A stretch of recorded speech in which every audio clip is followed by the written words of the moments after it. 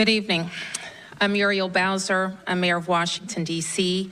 I am here with the Chief of the Metropolitan Police Department, Pamela Smith, and we are joined by members of the Washington, D.C. Public Safety Team and our partners in the federal government from the Federal Bureau of Investigation, the Special Agent in charge, as well as the Assistant Director in charge.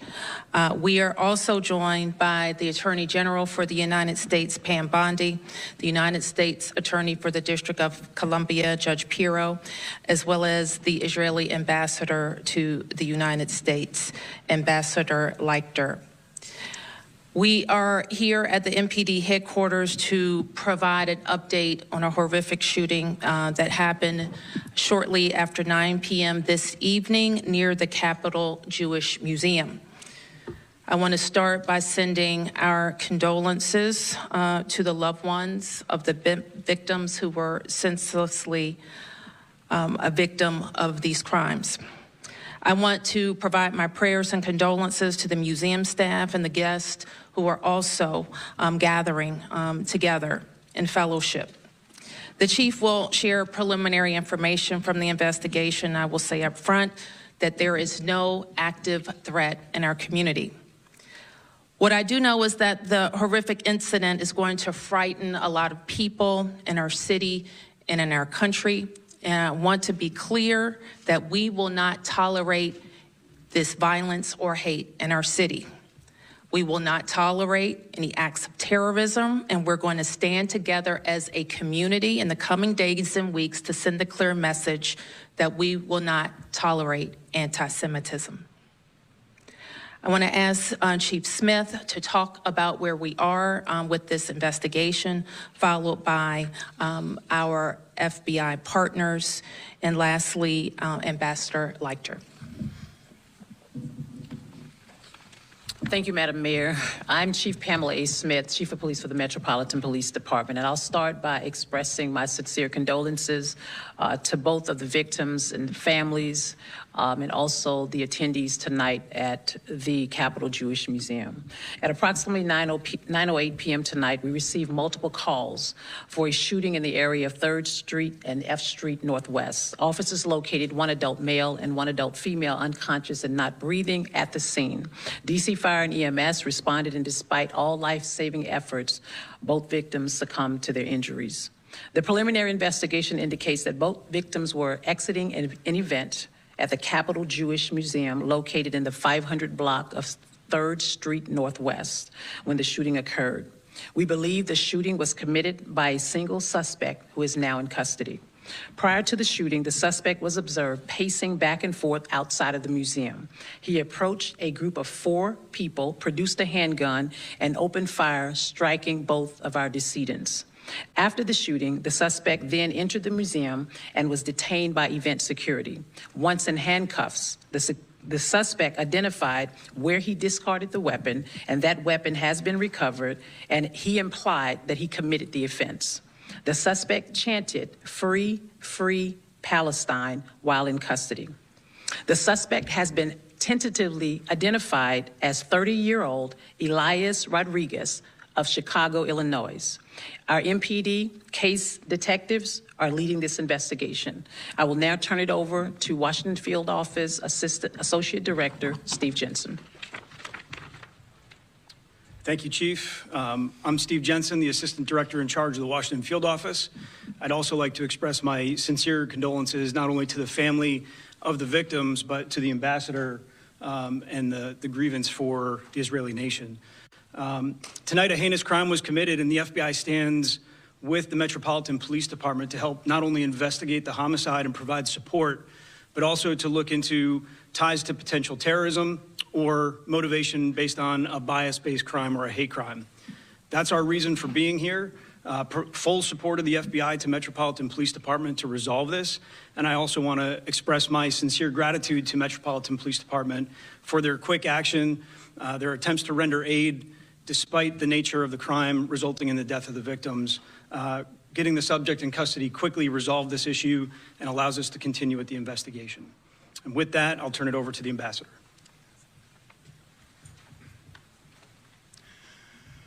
Thank you. Really what I have to say this evening is thank you, Mayor, to your amazing staff, Attorney General, Ms. Bondi, Chief Attorney for Washington, Judge Janine Pirro. The couple that was gunned down tonight in the name of Free Palestine. It's a young couple about to be engaged. The young man purchased a ring this week with the intention of proposing to his girlfriend next week in Jerusalem. They were a beautiful couple who came to enjoy an evening in Washington's Cultural Center. I will say this, we are a resilient people. The people of Israel are a resilient people, and the people of the United States of America are resilient people.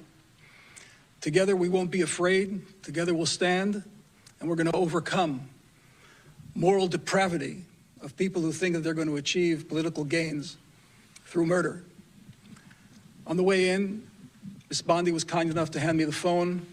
On the other line was the President of the United States, Donald Trump, who told me that his administration is going to do everything it can possibly do to fight and end anti-Semitism and the hatred that's being directed, the demonization and delegitimization of the State of Israel. Together with President Trump, our Prime Minister, Benjamin Netanyahu, will stand together tall and firm, and we will confront this moral depravity without fear and with determination. And now we'll turn to taking care of the families of these two victims. And again, I thank the American administration and the city of Washington and the law enforcement officers who are on this case, going to get to the bottom of it and bring justice to this city and to the people of Washington, and the United States, and the people of Israel who are here feeling confident and safe in the city of Washington and around the United States of America. Thank you. You can take a few questions, Chief.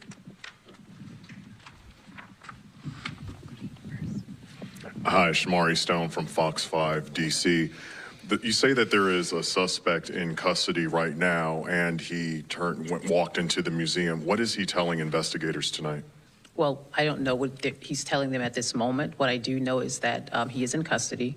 And as you know, Amari, we have to conduct an investigation, and that requires us to ask many questions. At the time of this press conference, I'm not privileged to that information as of right now. Hi, Evan Paris for CNN. Is there any indication when he entered the Jewish Museum that he was planning to carry out additional shootings? Was he trying to harm other people? Is there any indication? Can you tell us any more about that? And also for the Attorney General and the U.S. Attorney, can you say whether, given the diplomatic component of this, does this become a federal investigation, a federal crime to be prosecuted by the federal government? So in response to your first question, we are still conducting the investigation. And at this moment, again, it's preliminary. So you'll have to give us a little bit more time to determine what the motives were at this point. Let me just jump in, Chief. And you heard from the Chief and from the Special Agent in charge that MPD is investigating the homicides and the FBI's role. Of course, as always, when there is any possibility of a terrorist act or acts motivated by hate or other bias, the FBI will be conducting those investigations. All homicides are prosecuted in the District of Columbia in Washington, D.C. by the United States Attorney for the District of Columbia. Okay. Carl Willis, 7 News. Just a question about, after everything that happened, the stance from local and possibly federal law enforcement about any protection moving forward or heightened security for this community. Thank you for that question. And I'm going to turn to the Chief, but we have a long history and a lot of practice in our city of working with Jewish organizations around safety and around protection. And we watch global events, national events, and local events. And our organizations work directly with MPD, and MPD responds with additional resources. And so I know the chief will spend tonight and tomorrow, and we'll be talking to all of our organizations, from schools to synagogues to other organizations, to make sure we are supporting in every way that we can. Yes. The New York Times. You mentioned that the suspect was detained by event security after entering the museum. Yep. Is it correct to say that he surrendered voluntarily to security, or was he forcefully detained? I don't know that we can say that right now. It's part of what MPD is investigating. Yes. Hi, Shlomi Zayant's Ami Magazine. I have a question for the police chief. I want to know if there was perhaps any indication that something like this might happen. Was there any heightened security or threats that you were aware of? And also for the Attorney General, do you have a message for Jewish Americans who are feeling concerned for their safety tonight?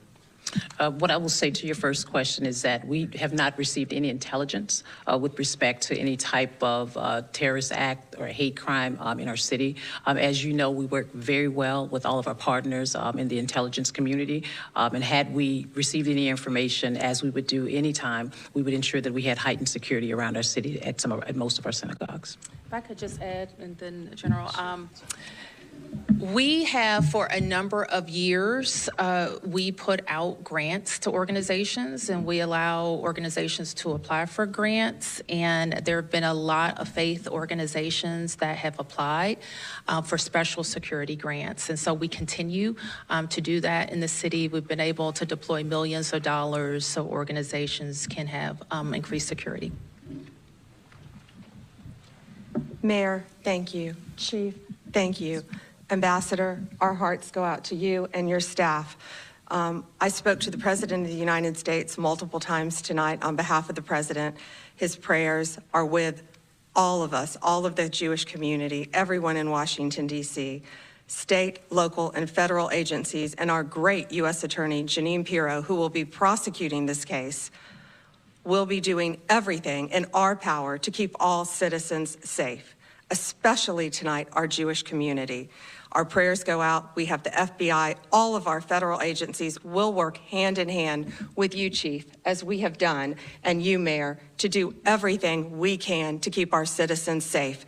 We will follow the facts, we will follow the law, and this defendant, if charged, will be prosecuted to the fullest extent of the law. Okay, last two. 1, 2, yes. Hi, I'm Michael Koziel, the Sydney Morning Herald. Just on the man in custody, could you confirm the spelling of his name? You said that he was from Chicago. Do we know if he travelled to DC with the intention of, committing this act? And just finally, did he say anything else while in police custody other than free Palestine? So the correct spelling of his first name is E as in Echo, L as in Lima, I as in India, A as in Apple, S as in Sierra. Last name Rodriguez, Romeo, Oscar, Delta, Romeo, India, Golf, Uniform, Echo, Zulu. And as I've stated before, the case is still under investigation, and that will be determined with regards to if he said any other statements while in custody. We're uncertain at this time. How old is Mr. Rodriguez? 30 years old. Okay. Or 31. Beatrice Peterson, ABC News.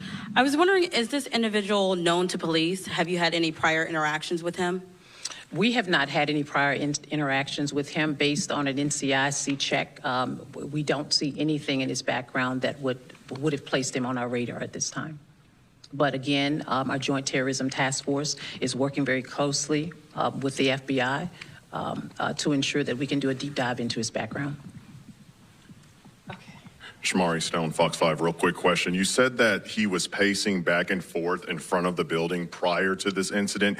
Did security engage with the suspect prior to the shooting? Did he look suspicious? Did they see him outside? I am not sure about that at this time. That's a part of the investigation. Thank you. Yes, sir. Is there any indication Is there any indication that the firearm that was used in the crime was purchased illegally, legally obtained? Was there a serial number, or was it filed off? Do we know any details right now? Our ATF partners will do a deep dive with respect to the firearms, as they typically would with any firearms here in the District of Columbia.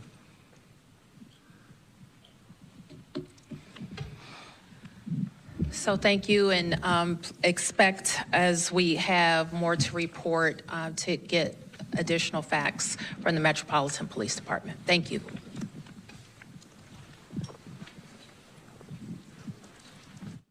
Law enforcement officials in Washington, D.C., the mayor of Washington, D.C., Attorney General Bondi in attendance as we report on a somber night in Washington, D.C. Here's what we learned.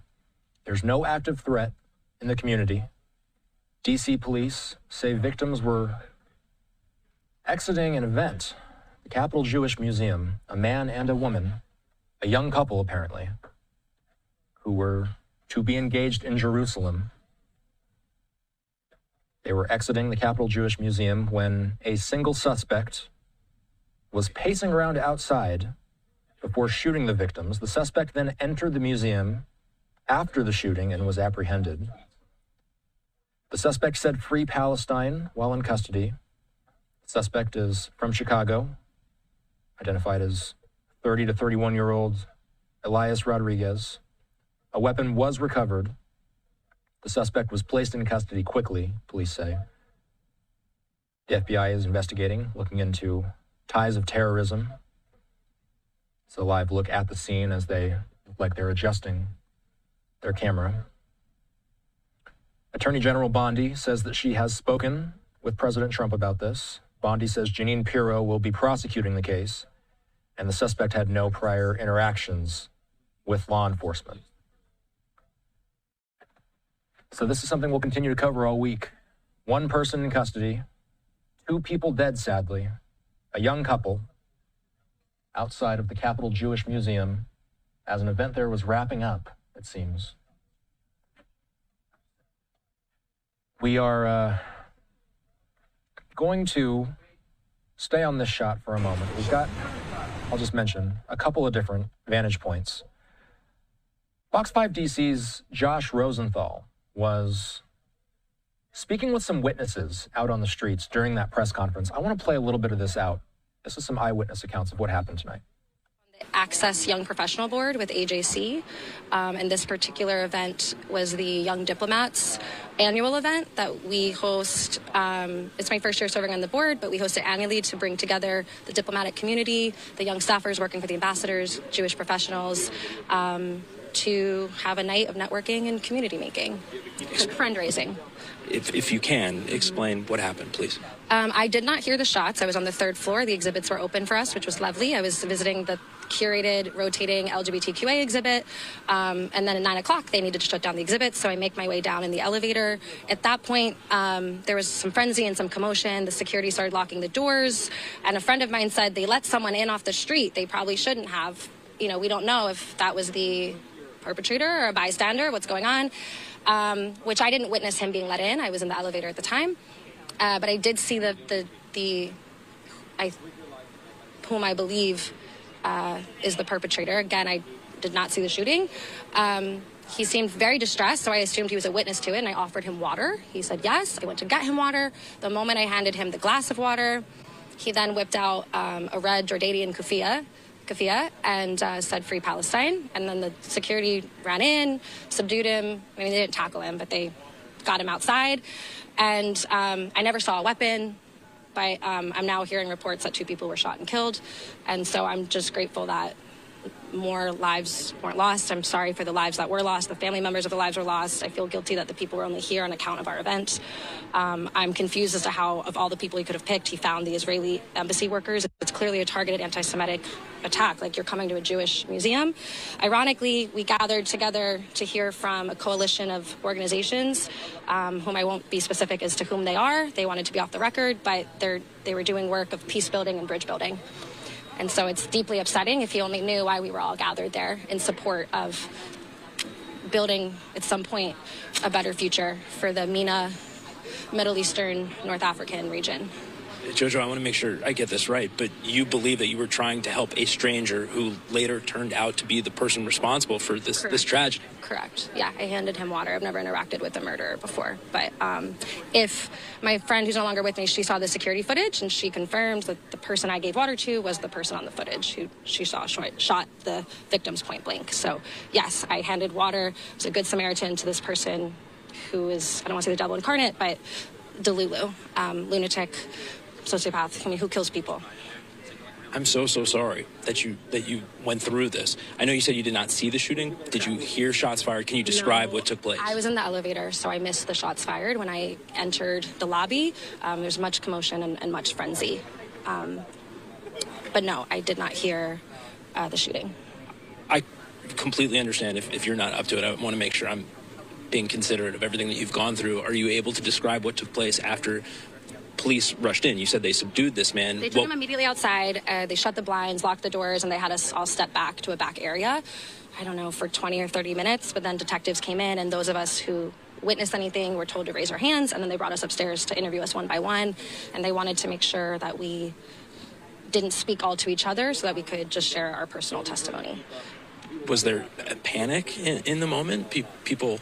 No, at first I think we all, as many of us do, our brains go into defense mechanisms. So we were like, okay, DC can be violent, it's gang violence, which is bad that we brushed it off. But there was a genuine feeling of, there wasn't a feeling of alarm. We weren't being alarmist or hypervigilant. I think most of us were just ready to get home, and it had been a long event. So it took a while to really penetrate.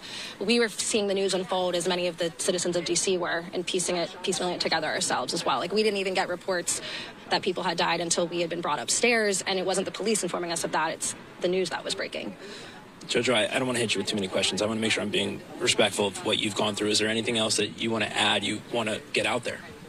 I put this event together because, well, the event happens annually through AJC, but the theme of the event was turning pain into purpose, and I'm not going to let this strip me of my humanity. And just because there are one-off lunatics out there who think that Palestinian liberation is achieved through murder, it's not going to deter me in being a Jewish ally, and I still think that both peoples, Jewish and Palestinian, deserve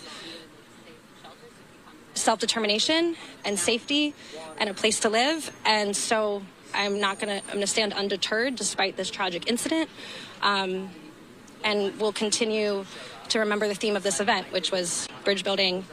And hopefully there's another quote I like to use instead of post-traumatic stress, post-traumatic growth. Hopefully it can come from this. And I want to send love to the victims and the victims' families, and may their memory be a blessing. I'm so sorry. Thank you for your time.